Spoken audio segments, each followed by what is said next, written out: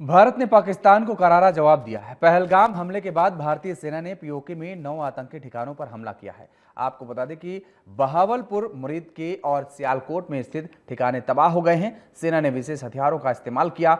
आपको बता दें कि तीनों सेनाओं ने मिलकर इस ऑपरेशन को अंजाम दिया। भारतीय सेना के पाकिस्तान को दिए गए मुंहतोड़ जवाब को लेकर हमारे state bureau head Pankaj Tiwari ने उत्तर प्रदेश सरकार में मंत्री कपिल देव अग्रवाल से बातचीत की। सुनिए। कश्मीर में हुए आतंकी हमले का जवाब भारतीय सेना ने दे दिया है। ऑपरेशन सिंदूर के तहत पाकिस्तान के अंदर जो आतंकी ठिकाने हैं उनको जमींदोज किया गया है। हमारे साथ बातचीत करने के लिए उत्तर प्रदेश सरकार के मंत्री कपिल देव अग्रवाल जी मौजूद हैं। सर, कल शाम को आपने कहा था कि पाकिस्तान को मुंह तोड़ जवाब देगी सेना, और रात में 9 आतंकी ठिकाने जमींदोज कर दिए गए। देखिए, टीवी पर आ रहा है कि उनके शव ताबूत में रख करके भेजे जा रहे हैं। हम सबकी आंखों के सामने जिस प्रकार से 22 अप्रैल को ये शर्मनाक और दुर्दांत घटना होती है, बेटियों को, बहनों को उनकी आंखों के सामने उनका धर्म पूछ करके उनके पति को मारा गया, उनका सिंदूर डालने का काम हुआ।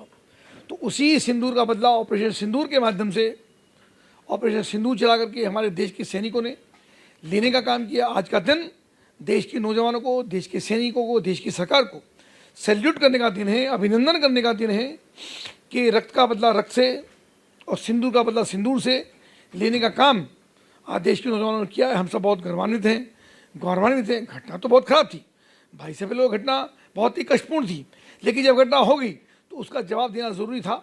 और पाकिस्तान पोषित आतंकवाद, उनके आकाओं को, उनकी कमर तोड़ने का काम, उनके आतंकवादी अड्डे ध्वस्त करने का काम आज देश के नौजवानों ने किया है। मैं उनका अभिनंदन भी करता हूँ और इस बात की चेतावनी भी है कि हम किसी को छेड़ते नहीं हैं, पर हमको कोई छेड़ता है उसको हम छोड़ते भी नहीं है।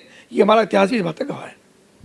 आज सेना की तरफ से प्रेस ब्रीफिंग की गई और सीधे तौर पे कहा गया कि जो आतंकी ठिकाने हैं सेना ने उसको निशाना बनाया है, किसी भी सिविलियन को इससे कोई नुकसान नहीं हुआ है। जबकि देखा जाता है कि अक्सर बॉर्डर पे पाकिस्तान की तरफ से सिविलियन को भी निशाना बनाया जाता है। सेना की इस तरह की कार्रवाई कैसे देखते हैं आप कि कोई सिविलियन निशाना नहीं बनाएगा, सिर्फ और सिर्फ आतंकी ठिकाने ध्वस्त किए गए?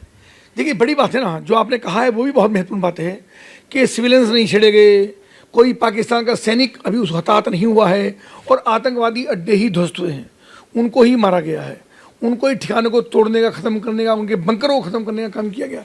तो बड़ी जिम्मेदारी से ये ऑपरेशन हुआ है और मुझको लगता है कि अभी ये टेलर है, अभी आतंकवादी अड्डों पर हमला हुआ है, आतंकवाद ख़त्म नहीं हुआ है।